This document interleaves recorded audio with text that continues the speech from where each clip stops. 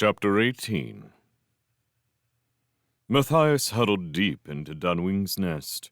He shuddered comfortably, wriggling to get further into the dried moss, down feather, and soft grass. During the night, a wind had sprung up. He peeped over the rim of the nest. It was a gray day of the kind often found at the too brilliant start of early summer. Clouds scudded nose to tail across the sky, though it was not raining, and the wind was quite warm. Nevertheless, the eaves and the roof cracks magnified the sighing and moaning of the vagrant wind, driving the young mouse back to snuggle up once more as he had often done in his own bed in the dormitory. Matthias thought of the neat, cozy little bed, and a wave of homesickness swept over him. Would he ever sleep in it again? A busy flutter of wings announced the mother sparrow's arrival. "Matthias, Mouser, sleepyhead, get up. Things to be done this day." Matthias stretched, yawned, and scratched under the collar. "Good morning, Dunwing," he said politely. "What things are to be done today?" The sparrow settled herself. She looked gravely at the young mouse. "Today, Matthias escapes Sparrow Court. Me make plan. King not right to keep mouse prisoner." Matthias was suddenly wide awake. The sparrow had his undivided attention. "A plan? What sort of plan? Oh, please tell me, Dunwing." The mother sparrow explained. "First, no can go back through loft door. King much angry. Have many great slate pile on door. Stop intruders. Door not open again, me think." Matthias whistled. "Well, the crafty old sparrow. But how am I going to get back down? Do you think you could fly me down in some way? You are bigger than Warbeak." Dunwing immediately squashed the idea. "Matthias talk crazy. Even Warbeak and Dunwing together not able to do that. Sparrow very light. Maybe strong beak, claws, but wings small, not like great birds. Fall like stone carrying mouse. Sometimes even worms too heavy. Carrying bits. 2-3 journeys." Matthias began to apologize for his ignorance, but the mother sparrow cut him short. "Dunwing think plan. Pay attention now. Me send Warbeak to tell old gate mouse, how you call, Athusela? Good. My egg chick, she tell old mouse to get a big red squirrel, bring plenty climb rope. When she see you on roof, she climb up. Help Matthias climb down." "Why, of course!" cried Matthias. "What a splendid idea! I wouldn't be a bit afraid with Jess there to help me down. But what about the king and his warriors? If they see me, I won't stand a chance." Dunwing waved impatiently. "That next part of plan. Pretty soon, Warbeak come back. She tell what time squirrel meet you good. Then Dunwing whisper big lie fib to other sparrow. It soon spread." Matthias was puzzled. "Spreading lies. What good will that do?" Dunwing preened her feathers, smiling craftily. "Great fibble lie. Me whisper bit here, there, about giant poison teeth. Say him lying hurt down in mossflower trees. Look to die. Poison teeth have sword with her, you see." Matthias gazed in admiration at Warbeak's mother. "Well, I never. You are going to spread a rumor that the snake has the sword and is dying down in the woods. Amazing. I can picture it now. Bull Sparrow will go chasing straight down there with his warriors. Meanwhile, I will escape out onto the roof. Correct?" Dunwing nodded. "Matthias steel belt, sword case, quick fast, climb down off roof with red squirrel." The young mouse could not meet the mother sparrow's eyes. He was overcome with guilt and shame. "Dunwing, I'm sorry. How did you guess?" The sparrow placed a claw upon his paw. "Me know all the time. Matthias mouse not come to bring my egg chick safe home. Come for sword. Not get sword. All the same, belt case belong mice. You must take away. These things trouble for sparrow. Husband dead because of sword." Dunwing clasped Matthias's paw warmly. "Dunwing like mouse. You good friend to my Warbeak. Methinks she dead, till you bring back. Me help you steal case, belt. Matthias was lost for words. He laid his head against the mother sparrow's soft feathers, brushing a tear from his cheek. Warbeak came fluttering in and bustling. Wind much strong blow. Old Mouse say he tell Squirrel Jess. You be out on the roof when Josabel's ring lunchworm. Squirrel Jess meet there with climb rope. Matthias scarcely tasted the food that Warbeak had brought back. His mind was focused on the plan. It was extremely hazardous. There would be great danger, not only for himself, but also for his sparrow friends. Supposing Bull Sparrow took the belt and sword case with him? What if the king left them behind, but hid them in a new place? Would Jess be able to catch sight of him? If he did not make it out onto the roof, what then? There were so many things that could go wrong. What would Martin the warrior have done in a situation like this? Matthias decided that Martin would have put on a brave face and trusted to a warrior's luck. And that was precisely what he was going to do. Dunwing left the nest an hour before the Joseph bell tolled lunchtime. She had to start spreading the tale of the snake. Rumors were often circulated among the sparrow folk. All it took was a few chosen whispers in the right places. Pretty soon, the court of King Bull Sparrow would be in an uproar. Later, when it all turned out to be nothing, nobody would remember who started spreading the rumor. It had always been the same with the sparrow. Matthias passed a miserable few minutes in the nest with Warbeak. When the false news broke, the young sparrow would have to fly along with King Bull and the other sparrow warriors. The two friends might never see each other again. However, there was little time for emotional farewells. Outside, the nest pandemonium was sweeping the sparrow court. Dunwing had performed her task well. A loud drumming like the beating of many wings against the wooden floor filled the air. King call all a warrior, Warbeak murmured. Gotta go now. Me meet Matthias Mouse again one day. Warbeak undid the collar. It fell from Matthias's neck. Mouse friend set me free. Now me set you free. Warbeak go now, Matthias. Good worm hunt. They shook paw to claw. The young mouse said his farewell in the sparrow language. Matthias look for Warbeak. See someday. You go now. Be brave, egg chick. Mighty sparrow warrior. Great friend. A swift rush of wings, and Warbeak was gone. Matthias kept his head well down inside the nest. He listened as the flapping of wings and chirping of sparrows grew less and less. Finally, there was silence. Dunwing popped her head over the rim of the nest. Matthias, come quick. Not lose time. Together, they hurried through the deserted sparrow court. Dunwing knew there were mothers in every nest with small chicks. These birds remained quietly out of sight when there were no warriors about to defend them. Matthias and Dunwing pushed hastily past the scrap of sacking that served as a door to the king's chamber and began their search. The scabbard had gone from the back of the chair. Oh, I just knew it, Matthias cried. That sly old bull sparrow has taken them with him. Dunwing shook her head. No. Me see King go. He not take belt or case. Search hard. We must find plenty quick. The chamber was so sparsely furnished that it required very little searching. Dunwing fluttered about, but Matthias became discouraged. Oh, what's the use? He cried. It's gone. All gone. There's only bits of half-finished food, old slates, butterfly wings, and this stupid old chair. In his frustration, Matthias gave the sagging armchair a hefty shove.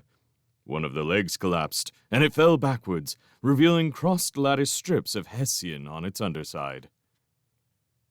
Dunwing hopped on the upturned chair, twittering with elation. Look, see! Look, see! King hides stuff under old worm chair. Through the crossed lattice work, Matthias could see the shine of black leather and silver.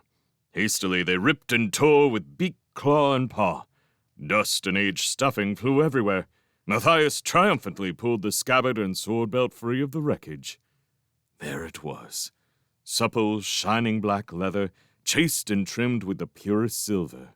The scabbard fitted perfectly into the well-made holder on the belt. This was truly the equipment which had belonged personally to Martin the warrior of Redwall Abbey. No time for mouthstream. You hurry, quick! Matthias paid full heed to Dunwing's plea. Sweeping the belt and scabbard up, he slung them across his shoulder. I'm with you, Dunwing. What's next? The usual way for sparrows to leave the court was to fly out from under the eaves. Not being a sparrow, Matthias felt his stomach turn a cartwheel at the prospect of what he must do next. He would have to go on his back under the eaves and, with nothing beneath him but a heart-stopping void of space, negotiate his way out and around the curving gutter to reach the steep upward sweep of the roof. The first mistake he made was to peep over the edge of the eaves. Far, far below, the abbey grounds looked like a spread-out pocket handkerchief, the great wall representing its border. With the blustery, howling wind pinning flat his ears and forcing the breath back down his throat, Matthias giddily covered his eyes with a paw. He felt physically sick at the mere thought of it all. It's no good, Dunwing. I'll never be able to do it. He gulped. The mother sparrow pecked him sharply upon his paw. Matthias Mouse got to do it. You no go, you mouseworm. King Bull come back. He kill you. Me thought you warrior. So did I until I saw how high this lot is, Matthias wailed. Dunwing patted him with a reassuring claw. You go get a climb rope. Bring here. I show how. The young mouse rushed headlong back to the nest, rummaged in the haversack, and found a stout climbing rope. Dunwing was waiting for him. She tied it firmly around his waist. Matthias tested the knot apprehensively as the sparrow told him what she proposed to do. Me fly out onto roof. Hold other end of rope plenty tight. You swing out? No worry. Me pulley up. Grasping the rope in her beak, Dunwing flew out onto the roof and braced herself. Matthias, come now. Me ready, she called. Don't think about it, Matthias told himself aloud. Just do it! Clinging for dear life to the rope, he launched himself over the edge of the eaves. Matthias closed his eyes. His heart seemed to stop as he dropped. The rope went taut, and he came to a sudden halt. The boisterous wind buffeted him about like a feather. Gritting his teeth, he began pulling himself up, paw over paw, not being able to reach the wall for help as the rope was held outwards by the projecting gutter dangling him out in space. Climb good. Dunwing have rope plenty tight hold, the sparrow called out from the roof, her voice muffled by the wind. Matthias's paws quivered with the strain of hauling up his own body weight. He strove gallantly upwards, reaching the gutter. It took all the young mouse's courage to let go of the rope and grab for the thin curving edge. Nerving himself, he did it in one clean move, clamping his paws heavily into the weather-worn sandstone groove. Under the unexpected weight, it crumbled and broke. Matthias plunged downwards, his feet where his head had been a second before. A chunk of stone hurtled past him on its flight to earth. The rope went taut with a jolt that drove the breath from him. Matthias dangled on the rope's end for a moment. Then he started to slip slowly down. Above him on the roof, Dunwing had lost her footing. The sparrow's claws screeched and grated on the roofing slates as the weighted rope pulled her downwards on the steep slope. Dunwing leaned back, trying to dig her claws in somewhere to check the inexorable slide. The broken gutter edge loomed up, surprisingly bringing with it a desperate chance. With lightning speed, Dunwing tugged hard on the rope, gaining a little slack. Giving a skillful flick, she jammed the rope in the niche of the broken stone edge. It slipped for a moment, then held. Flying out, Dunwing took a few extra turns upon the rope, locking it firmly off on the projecting edge. Letting go of her end, the sparrow flew down underneath Matthias. She started pushing him upwards. Matthias climbed as he had never done before. Aided by Dunwing, he made it. Two things happened at once. He grabbed for the gutter, just as the sharp, newly broken stone sawed through the rope. Snap! Grab! As the rope parted, Matthias clung to the gutter. With Dunwing pushing as she flew upwards, he scrambled over the edge of the gutter and rolled inwards to safety. Dunwing joined him. They both lay completely exhausted as the wind howled around them, stunned by the danger they had come through. The mother sparrow was the first to recover. She drove her mouse friend relentlessly to his feet. Matthias, come, hurry! We waste time! The climb of the sloping roof was extremely treacherous. Slightly unhinged by the perilous events, Matthias giggled to his friend. It's all in the average day's work of a warrior. No use of a warrior worrying. Taking into account loose slates, buffeting wind, and the occasional slide backwards, Matthias reckoned he had done pretty well as he gained the roof ridge. He straddled it with both feet, gazing straight ahead at the north point of the weather vane. Dunwing fluttered above him. She saw the look of achievement upon his face and ruffled his ears with her claws. Matthias, mouse, me gotta go now. No can help any more. Take care. Good worm hunt. Dunwing flew off to her nest back at the court of King Bull Sparrow. Matthias pressed forwards along the roof ridge. He would never forget Dunwing and her egg chick Warbeak. Friends in need are friends indeed. Bracing himself against the weather vane, Matthias shielded his eyes and peered down into the abbey grounds. Starting from there, he began a systematic search upwards.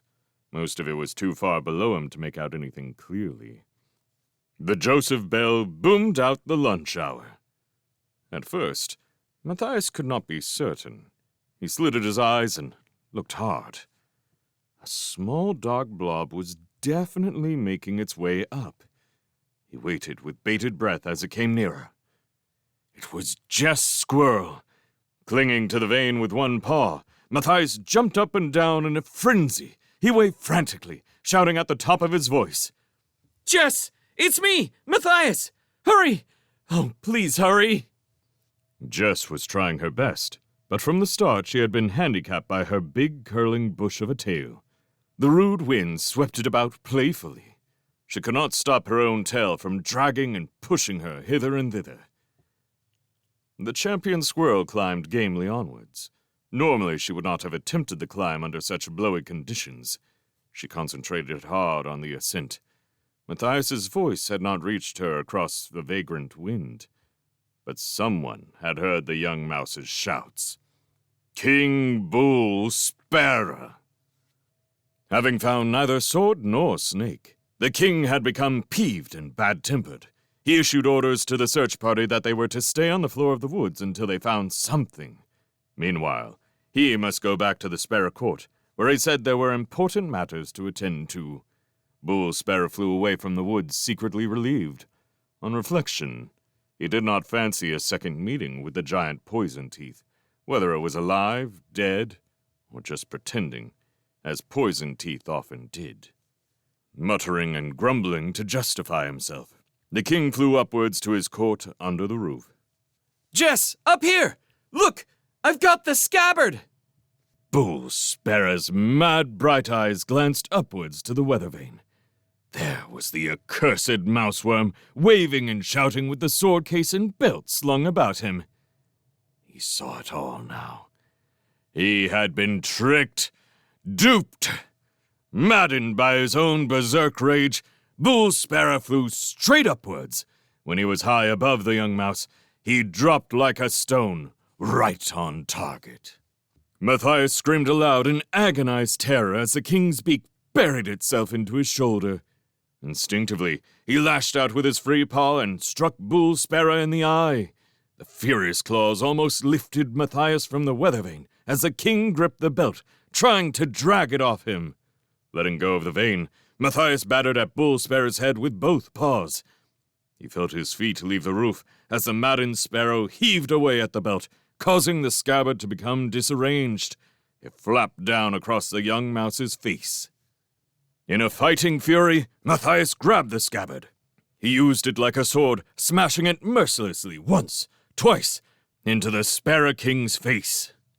The force of the blows from the mighty sword case knocked Bull Sparrow senseless. He toppled from the roof out into space. Matthias screamed in panic.